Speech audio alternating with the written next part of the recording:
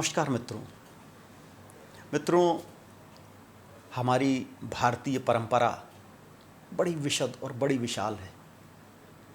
जहाँ अभी आधुनिक विज्ञान, आधुनिक मानव विज्ञान, समाज विज्ञान जिन विषयों पर शोध कर रहे हैं, उनको हमारे मनीषियों ने बड़ी सरलतापूर्वक व्यक्ति तक पहुँचा दिया। हमारे यहाँ शिक्षा का माध्यम कहानियों को बनाया गया। कहानियों के माध्यम से व्यक्ति दूसरे व्यक्ति के अंतःकरण में बड़ी सरलता से प्रवेश कर जाता है। कहानियों के माध्यम से प्रेम की शिक्षा दी गई।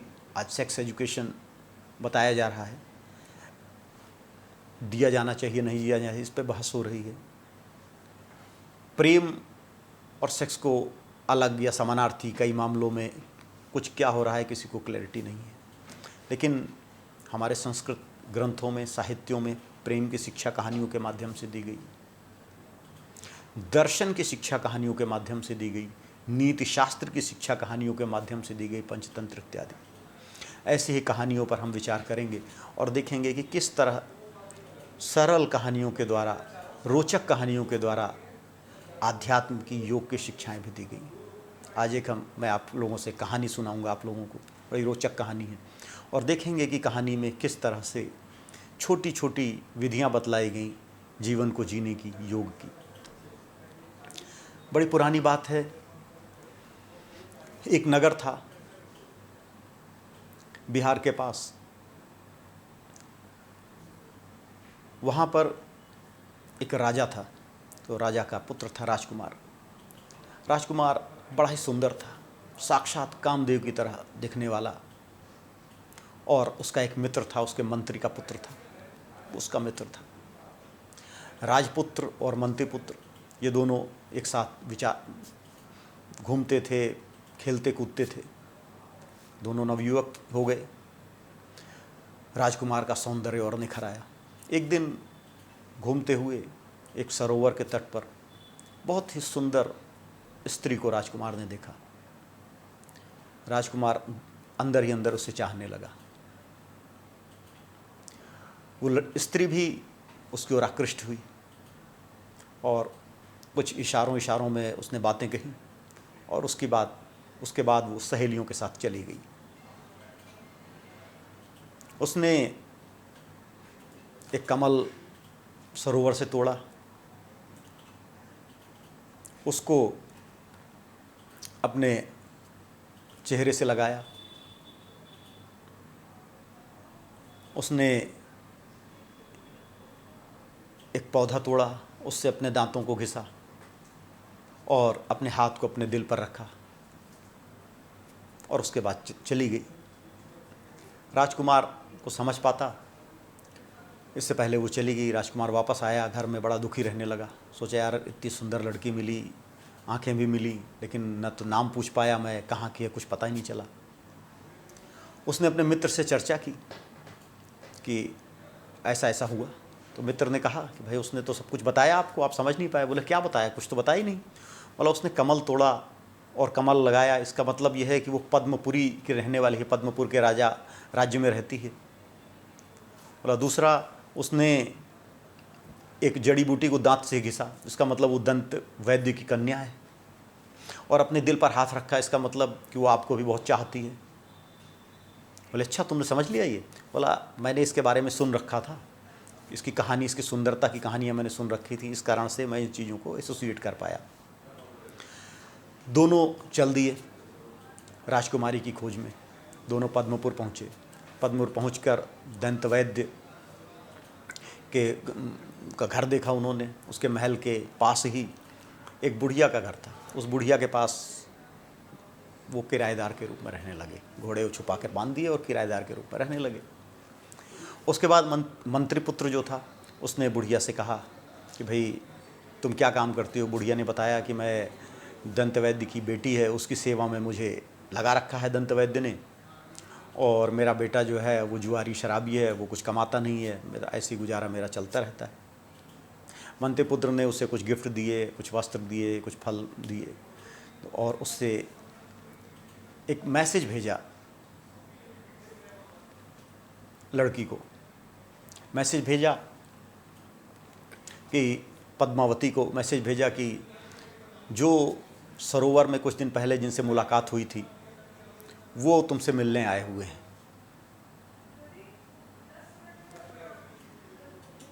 बुढ़िया गई और जब लौट के आई तो बेचारी बड़ी दुखी थी, रोते रोते वापस आई।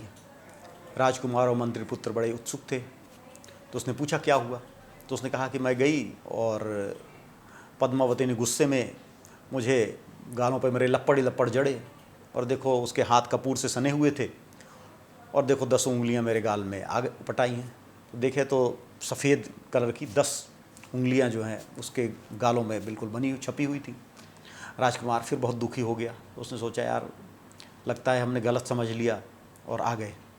तब तक मंत्रिपुत्र गया कमरे में राजकुमार को बोला नहीं, उस कन्या ने संकेत दिया है कि आगे की जो 10 रात्रियां हैं, जो शुक्ल पक्ष की 10 रात्रियां हैं सफ़ेद, और इन 10 रात्रियों में हम नहीं मिल सकते। इन 10 दिनों तक हमें वेट करना पड़ेगा। इन 10 दिनों के बाद हम मिलेंगे। ये तो जो कहानी आप देख रहे हो, ये कहानी सामान्य व्यक्ति के लिए है, बच्चों के लिए है, लेकिन इनके गूढ़ अर्थ भी हैं। गूढ़ अर्थ हैं। जो पद्मावती है वो संसार की माया है, वह आकर्षण है, उसमें व्यक्ति सहज ही खिंचाता है। और जो ये 10 उंगलियां हैं, अगर पद्मावती को पाना है, इस माया के पार जाना है, तो सबसे पहले हमें 10 इंद्रियों पर नियंत्रण करना है। जो 10 उंगलियां लगी हुई हैं व्यक्ति के अंदर, जो मंत्रिपुत्र है वह विवेक है, और जो राजकुमार है वो वासना है। वासना लक्ष्मी के पीछे दौड़ती रहती है, वह महामाया के पीछे दौड़ती रहती है, लेकिन विवेक ही उसको रास्ता दिखा सकता है। अगर विवेक नहीं है, बुद्धि और विवेक नहीं है, तो वासनाएं अंधी हो जाती हैं, और अंधी वासनाएं व्यक्ति को पतन के रास्ते पर ले जाती हैं। तो 10 रात्रियों तक राजकुमार और मंत्रिपुत्र दोनों ने वेट किया, इंतज़ार किया। उसके बाद फिर से बुढ़िया को बहला फुसला कर कुछ उसे इनाम देकर भेजा। बुढ़िया जाने को तैयार नहीं हुई। भाई बड़ी पिटाई हो गई थी पिछली बार, अभी मैं नहीं जाती। लेकिन उसको जब कुछ पैसे का लोभ दिया, वो दोबारा जाने को तैयार हो गई। जब गई तो वापस आई बुढ़िया। तो बुढ़िया ने पूछा, राजकुमार और मंत्रिपुत्रों ने पूछा कि भाई बताओ क्या उत्तर दिया, पद्मावती ने क्या कहा। तो उसने कहा तो कुछ नहीं, हाथ में उसने महावर लगा रखा था, और ये सीने में मेरे उसने 3 उंगलियां बना दी, और कुछ नहीं बोली मुझसे। तो फिर राजकुमार अकेले में जाकर फिर मंत्रिपुत्र से पूछा, भाई क्या रहस्य है इसका, ये 3 उंगलियों का क्या मतलब है। तो उसने बोला कि पद्मावती ने ये संकेत दिया है कि वो अगले 3 दिन राजमहल में रहेगी, इसलिए 3 दिन मुलाकात नहीं हो पाएगी, 3 दिन के बाद मुलाकात होगी। जो ये 3 हैं, अगर आपने 10 इंद्रियों को, 5 ज्ञानेंद्रियों, 5 कर्मेंद्रियों को बस में करना है, तो आपको 3 और तत्वों की ज़रूरत है। बुद्धि, अहंकार और महत तत्व, ये 3 ऐसे तत्व हैं। 10 ज्ञानेंद्रियों, कर्मेंद्रियों के साथ जब ये 3 तत्वों पर भी आपका नियंत्रण होता है, तभी आपका ईश्वर से मिलन होता है। तो ये 13 तत्व हैं जिन पर धीरे धीरे व्यक्ति को नियंत्रण करना होता है। ये 13 तत्व के द्वारा महामाया इस पूरी सृष्टि का निर्माण करती है। ऐसा शास्त्र कहते हैं कि प्रभु जो ब्रह्म है वही इस संसार के रूप में दिखाई दे रहा है, इस प्रकृति के रूप में दिखाई दे रहा है। और यह प्रकृति त्रिगुणात्मिका है, सत्व, रज और तम, ये 3 गुण इसके हैं। और ये 3 गुण और पुरुष, ये दोनों मिलकर 10 ज्ञानेंद्रियों और बुद्धि, अहंकार और महत तत्व, इनका सृजन करते हैं। तो उन 3 उंगलियों के निशान से यह संकेत मिला मंत्रिपुत्र को कि यह 3 दिनों के बाद जाना है। 3 दिनों के बाद फिर उन्होंने बुढ़िया को भेजा। इस बार पद्मावती ने बुढ़िया का खूब स्वागत सत्कार किया और बताया। स्वागत सत्कार करने के बाद देखा बाहर कोलाहल हो रहा था, कोई हाथी उत्पात मचा रहा था। तो उसने बुढ़िया से कहा कि भाई बाहर तो हाथी ने उत्पात मचा रखा है, तो मैं तुम्हें ऐसा करती हूँ कि अपने भवन से एक मचिया, एक कुर्सी रस्सी से बांधकर नीचे लटका देती हूँ, इस कुर्सी में बांधकर तुम नीचे चली जाओ, और उसके बाद पेड़ है, पेड़ पे चढ़ के दीवार के उस पार कूद के और तुम अपने घर चली जाना। तो बुढ़िया ने बताया कि ऐसा ऐसा उसने कहा, मुझे भेज दिया, और बाकी तो कुछ कहा ही नहीं आपके बारे में।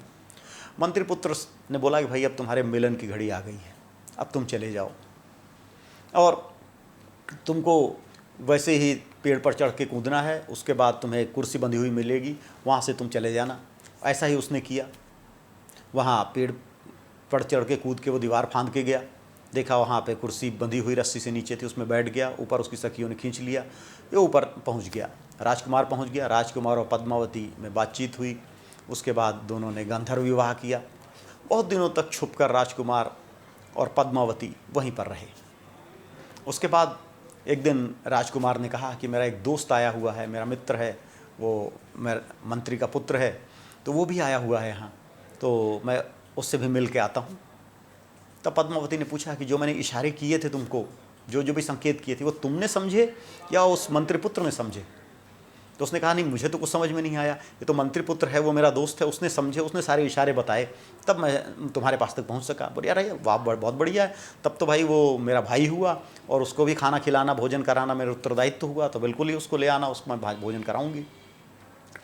ये कहकर वो उसी रास्ते से, जिस रास्ते से गया था, उसी रास्ते से वापस आ गया। उसने आकर अपने दोस्त को बताया, मंत्रिपुत्र को, कि मेरे साथ ऐसा ऐसा हुआ। मंत्रिपुत्र बहुत खुश नहीं हुआ, तो उसने पूछा तुम खुश क्यों नहीं हुए? बोला बताऊंगा मैं। अगले दिन उसकी सहेली थी, पद्मावती की सहेली, उसके लिए भोजन लेकर आ गई, तो बोली ये आपके लिए भोजन, इसको आप कर लीजिए। तो उसने कहा ठीक है, सहेली चली गई। तब मंत्रिपुत्र ने राजकुमार से कहा कि आओ मैं तुम्हें एक चमत्कार दिखाता हूँ। बोला क्या चमत्कार? उसने वो सारा खाना कुत्ते को खिलाया, कुत्ता तुरंत खाया और तड़प तड़प के मर गया। फिर इसने कहा, राजकुमार ने, अरे ये क्या कौतुक है, ये क्या गजब है, ये तो यार गजब हो गया, उसने तो तुम्हें जहर भेज दिया, ऐसा क्यों किया?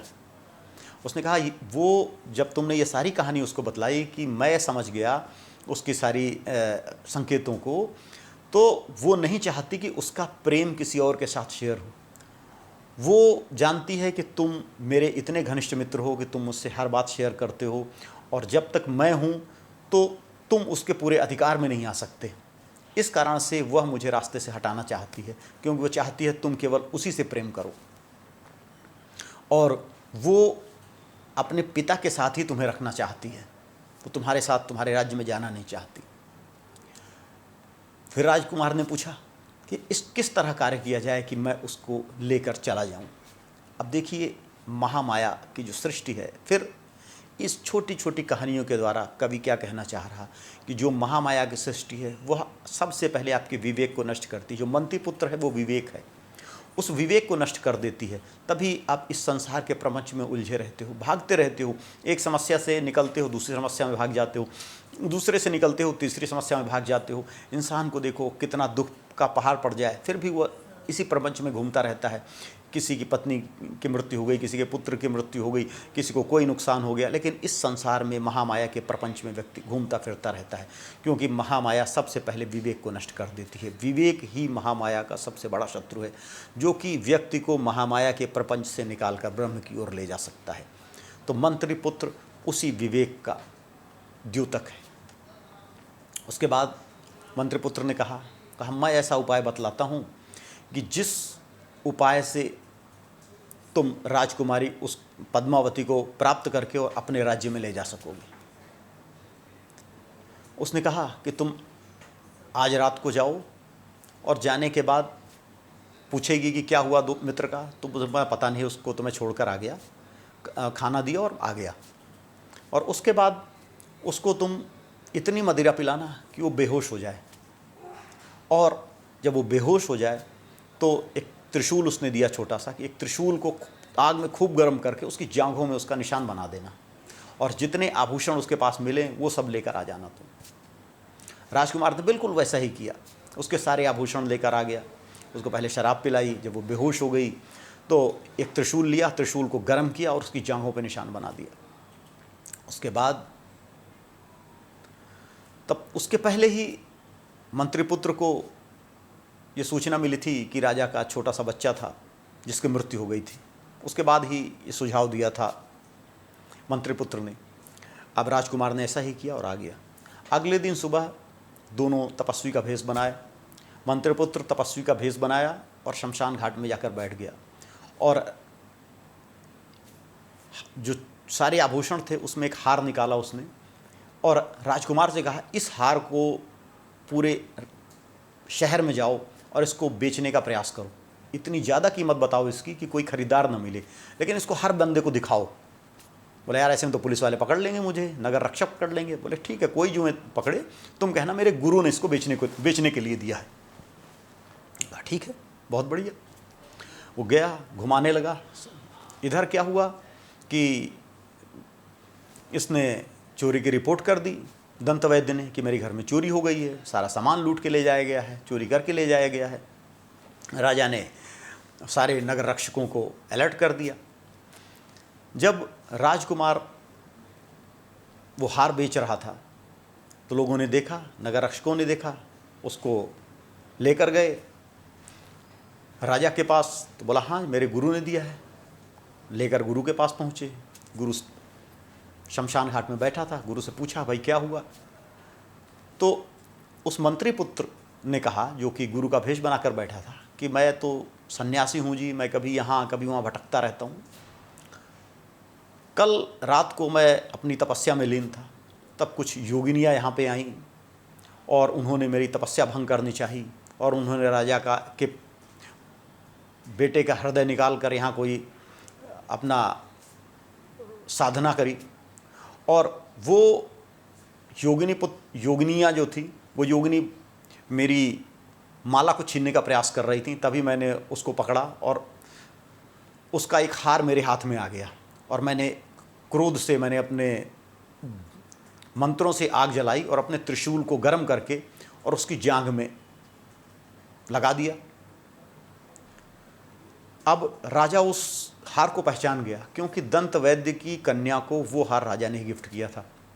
अब राजा ने अपने गुप्तचरों को भेजा कि जाओ ये देखो कि उस कन्या के जांघ में त्रिशूल बना है कि नहीं, त्रिशूल से जली है कि नहीं।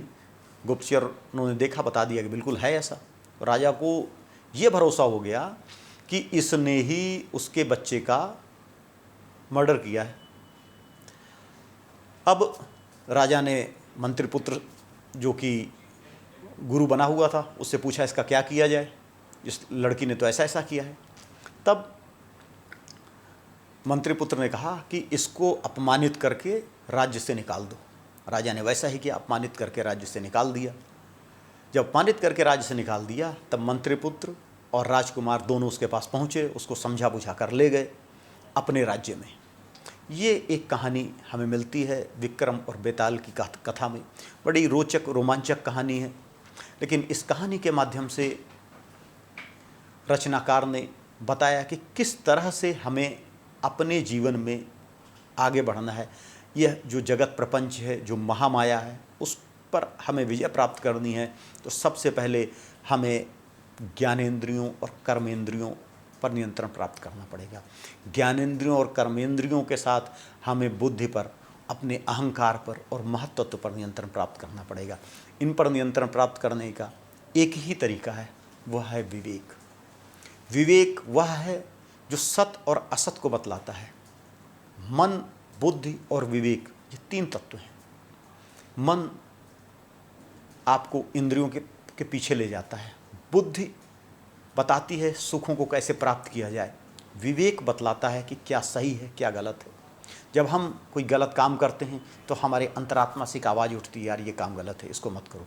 वो जो बतलाने वाला है वो विवेक है। जिस व्यक्ति का विवेक नष्ट हो जाए उस व्यक्ति का कुछ नहीं हो सकता। इसलिए विवेक बड़ा महत्वपूर्ण अवयव है। उस विवेक के द्वारा ही हम सत्य और असत्य का परीक्षण करते हैं और उस विवेक से बुद्धि को नियंत्रण में लेकर धीरे धीरे इंद्रियों पे अपना नियंत्रण करते हैं। तो बुद्धि से, विवेक से बुद्धि को कंट्रोल करते हैं और उसके द्वारा इंद्रियों को नियंत्रण में लेते हैं। विवेक ही वह तत्व है जो इस समस्त दृश्य प्रपंच का, इस महामाया का नियंत्रण करने में समर्थ है और उसी के द्वारा हमारा मन रूपी राजकुमार सारी महामाया को अपने नियंत्रण में करता है और उसके बाद ही हम इस संसार को भोग कर सकते हैं। नहीं तो पूरा जीवन हम तृष्णाओं के पीछे, इच्छाओं के पीछे, वासनाओं के पीछे भागते रहते हैं। हमें एक वस्तु मिलती है, हम उसका उपभोग न करके अगली के पीछे भागने लगते हैं। वो मिल गई फिर दूसरी के पीछे भागे, वो मिल गई फिर तीसरी के भागे। इसी तरह भागते भागते हमारा पूरा जीवन कट जाता है और जीवन में हमें कुछ नहीं मिलता।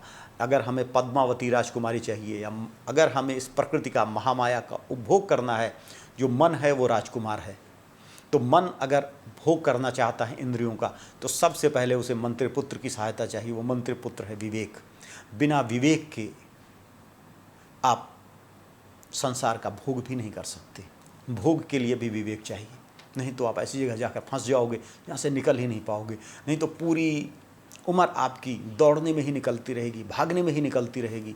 आप दौलत जुटाने में ही लगे रहोगे, उसका उपभोग कभी नहीं कर पाओगे।